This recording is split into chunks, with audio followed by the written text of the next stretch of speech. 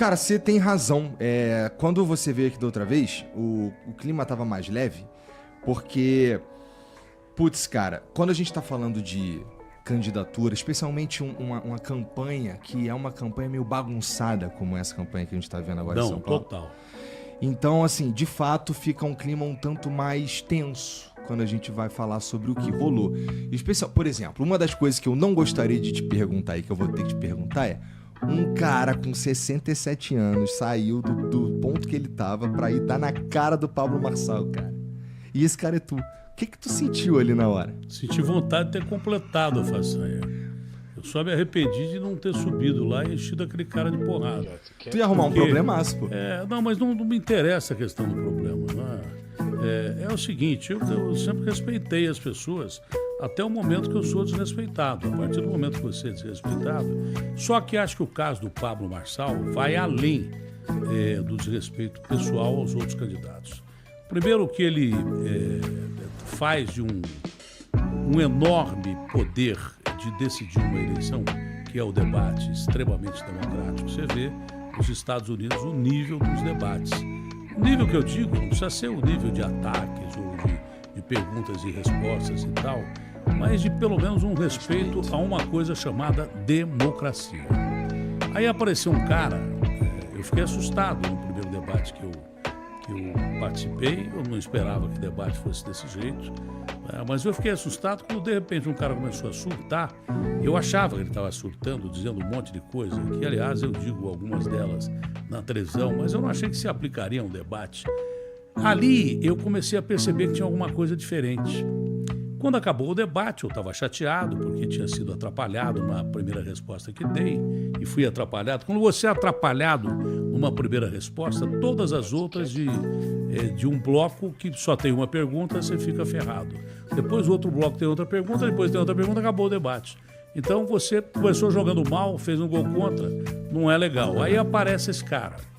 Um dia depois do que ele tinha falado, as pessoas, para evitar que eu não tinha, as pessoas do meu entorno, para evitar de não me dizer que eu tinha ido mal, disseram sobre esse cara: mas você viu que cara maluco, você viu que cara completamente fora de qualquer preceito democrático e tal.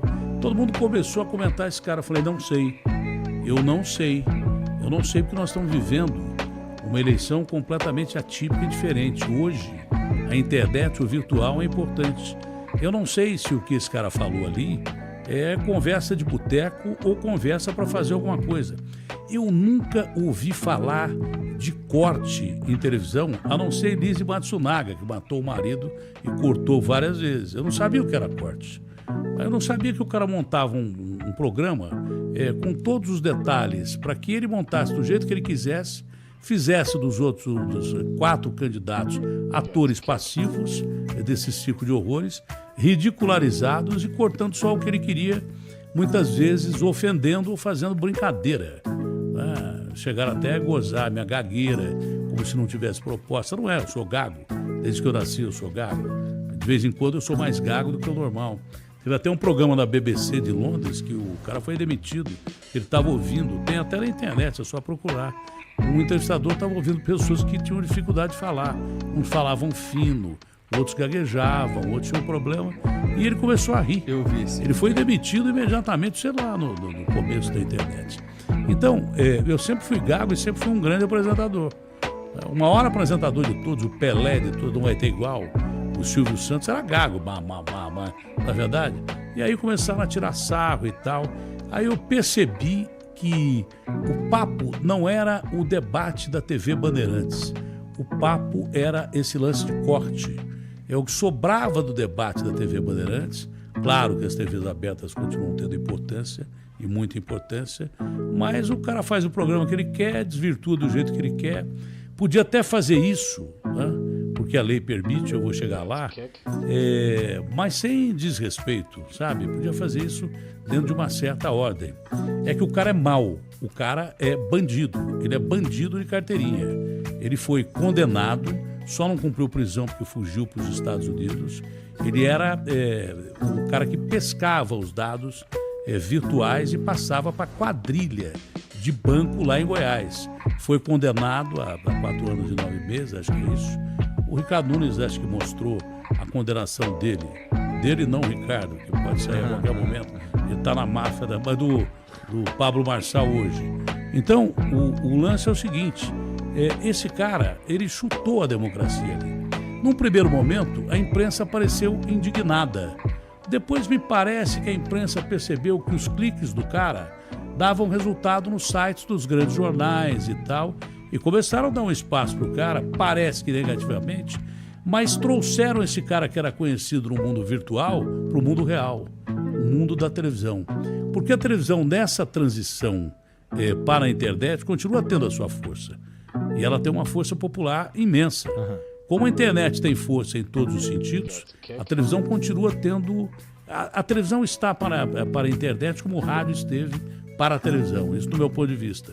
Trouxeram esse personagem para o mundo real. E o cara está aí. E o cara tem possibilidade de ganhar a eleição. Ele tem possibilidade total de ganhar a eleição. Esse é o medo que eu tenho. O cara é um mané, entendeu? Ele não ouve. Ele usa o debate sem ouvir pergunta de ninguém, sem ouvir, não dá uma proposta, apresenta uma proposta de teleférico e não fala mais nada, e ele vai com os cortes preparados. Agora eu sei o que é corte. Vai com os cortes preparados para fazer o programa dele. Injusto.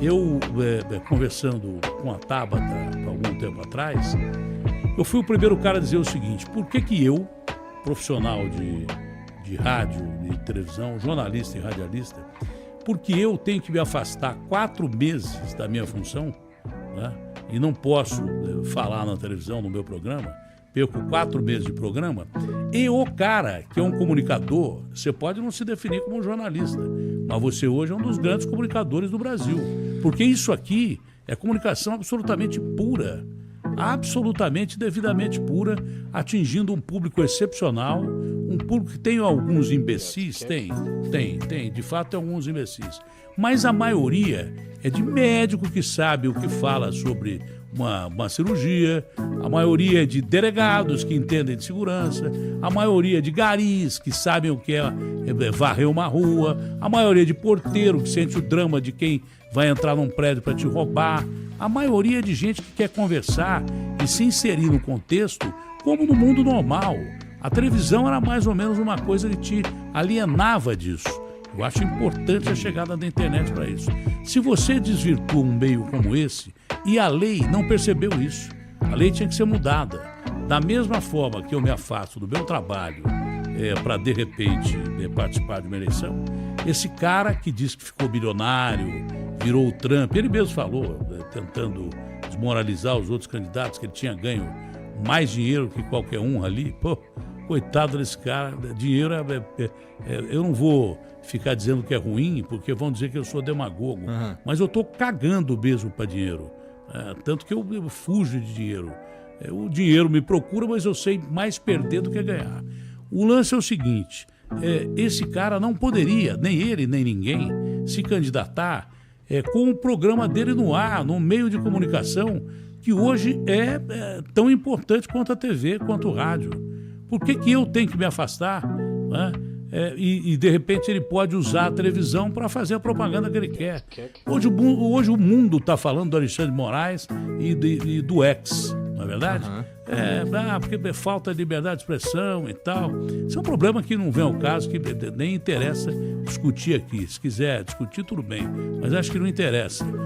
O lance é que um cara está fazendo de uma eleição para a cidade mais importante do país, uma das mais importantes do mundo, das 10 maiores cidades do planeta, está fazendo de uma eleição uma baderna virtual.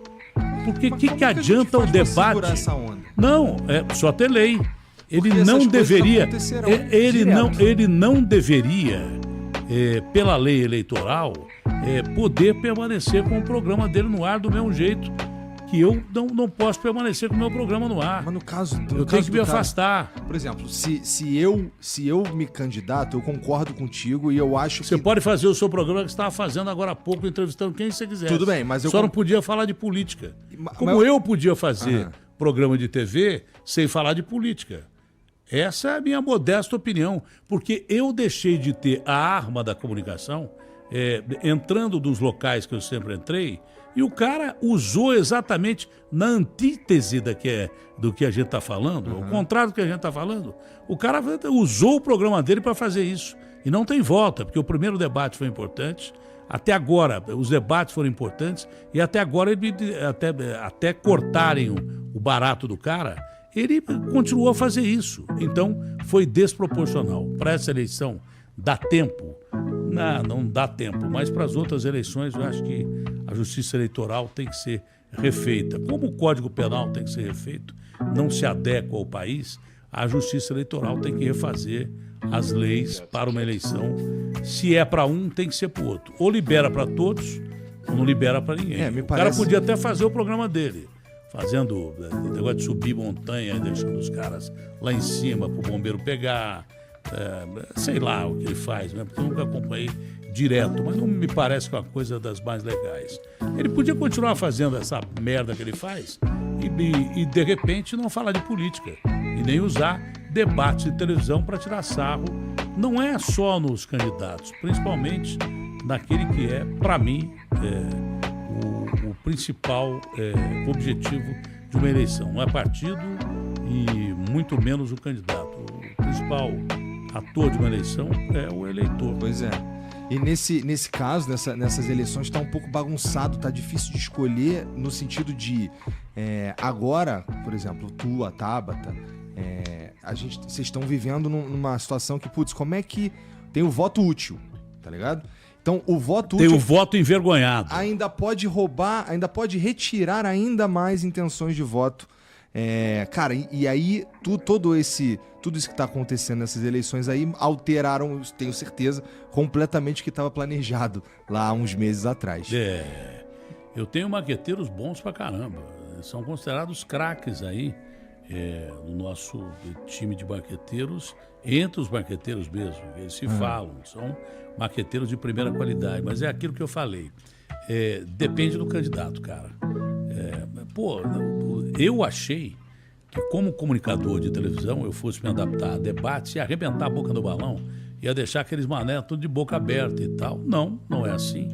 Eu não me adaptei ao debate, não gosto de debate até agora não me adaptei, mas não gosto. Você tem que falar em 1 minuto coisas seríssimas. Você tem que discutir em 1 minuto, fazer uma pergunta em 1 minuto, abordando temas sérios. Você tem que falar sobre Cracolândia numa resposta de 4 minutos. Como é que você vai falar sobre Cracolândia em 4 minutos se todos os prefeitos que entraram desde o surgimento da Cracolândia não conseguiram resolver o problema da Cracolândia? Então, sobre isso, vamos lá. Hoje eu tava conversando com os moleques no carro, a gente foi treinar pra ficar mais forte. Sobre, cara, eu queria que São Paulo fosse exemplo pro resto do Brasil em alguma coisa. Em tudo pode ser. Pois pode ser num monte de coisa.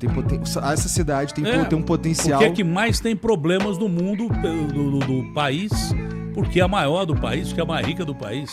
Só que se ela tem os piores problemas do país, ela tem também as melhores soluções. Você tá certo. Então, e aí eu fiquei pensando, putz, quando a gente fala eu fico pensando no cara que não mora em São Paulo, qual é a primeira coisa que ele pensa quando fala em São Paulo? Aí tem uma galera aqui, o lado, vai lá, copo meio cheio, pensa, oportunidade, trabalho, lá tem, é fácil você se colocar, tem muita coisa acontecendo e tudo mais. E o cara do copo meio vazio, tem Cracolândia, tem violência, tem PCC, tem não sei o que e tudo mais. Você vê ter o melhor e o pior dos dois mundos. Pois é. Então, aí, assim, uma das principais bandeiras do Datena, candidato à prefeitura de São Paulo, é a segurança pública. Né? Eu vi que não é mais minha, de todo mundo. Tu teve na ADPESP, se eu não me engano, recentemente, falar com os caras da polícia. Cara, o que está sendo mais especial nessa campanha, porque os caras ficam me pentelhando que eu não gosto de andar. Tem que fazer caminhada, com a velha política, você tem que fazer caminhadas e tal. E não é questão de não gostar de andar. Eu não sinto as 2 pernas há muito tempo por causa de diabetes. Então, eu fico limitado para caminhar. Mas eu acho que você caminhando 100, 200 metros, conversando com pessoas, você tem as melhores sacadas. O que melhor aconteceu nessa campanha até agora, os caras ficam me perguntando de plano de governo, orçamento, dinheiro, quanto é que eu vou gastar. Como é que você pode falar quanto você vai gastar se você não sabe quanto esse prefeito vai gastar para se eleger? Ele está fazendo uma campanha de candidato a presidente dos Estados Unidos. O Boulos, 44 milhões. Ele, 27 milhões. A Tabata, 14 milhões. Eu, 3 milhões. Você entendeu? E não quero mais. O Datena, vamos fazer uma festa com uns bacana aí para arrecadar. O cacete, eu não vou pedir dinheiro para ninguém. E eu já não dependo de ninguém mesmo, que não tem nenhum partido comigo. Cidadania está com um pé lá e outro cá. Quanto o Ricardo Nunes gastou com emendas e cargos para ter 12 partidos da coligação dele? E ainda queria o nosso, você entendeu? Então, eu não tenho rabo preso com ninguém, eu sou uma página em branco para discutir, inclusive, uma coisa que o Brasil precisa, que é reforma política. Você imaginou, de repente, um cara ser eleito em São Paulo sem apoio nenhum da Câmara? Você imaginou? Mas aí entra no terreno da governabilidade, você não vai governar. Não vou governar, mas é plebiscito na rua. O que nós vamos apresentar, a Prefeitura vai apresentar esse projeto aos senhores vereadores. Tá? Que eu tenha um vereador, 2, 3. Vamos apresentar esse projeto à Câmara. É um projeto de interesse social. A Câmara não vai aprovar porque ela quer o quê? Quer emenda e quer cargo. Não vai ter. Mas não vai ter mesmo. Eu não vou dar dinheiro e nem cargo para ninguém aprovar nada. Mas aí os caras não vão aprovar. Pô, eu saio na televisão, compro espaço de televisão se precisar, com dinheiro público, e isso é interesse do público. Falo assim, olha, esse projeto queria dar a você melhores condições de não ter enchente aí na Zona Leste. Os seus vereadores que vocês votaram, que vieram aqui dizer que vão acabar com a enchente, porque usam a enchente como plataforma política todo ano, eles vão se revoltar, os seus eleitores vão se revoltar contra esses vereadores. Porque não é possível o cara que só depende de cargo e emenda. Outra coisa, não vai ter cargo comissionado em subprefeitura. Subprefeituras são 32 e são importantes pra caramba. Eles botam lá cargo comissionado de quem eles querem. Não, o subprefeito vai ter que ser da região e, de preferência, talvez até uma eleição para ver quem é o cara para representar a subprefeitura, que é o cara que nasceu ali, que é o cara que sofreu ali, que é o cara que sabe dos problemas da subprefeitura ali dentro. Não é um cara que caiu de paraquedas porque ganhou o cargo de um vereador. Isso pode provocar uma revolução num sistema que não está funcionando mais no Brasil. A democracia não está sendo plena no Brasil. Por quê? Até o Lula, o presidente da República, é refém do Lira, é refém do Pacheco, é refém do Congresso. Porque se ele vai lá com um projeto que é de interesse do povo e os caras, não, eu quero cargo, eu quero ministério, quero dinheiro, quero emenda, senão não tem papo. Então, São Paulo tem grandes soluções, essa pode ser uma dessas. Datena, mas os caras vão te empichar. Foda-se. Se o cara me empichar, eu saio da prefeitura e digo pro povo, eu saí da prefeitura expulso um bando de gente que não tá nem aí com vocês, que tá ali para ganhar dinheiro com emendas e cargos. Então você tira a pele do cara que não gosta da população. Aí você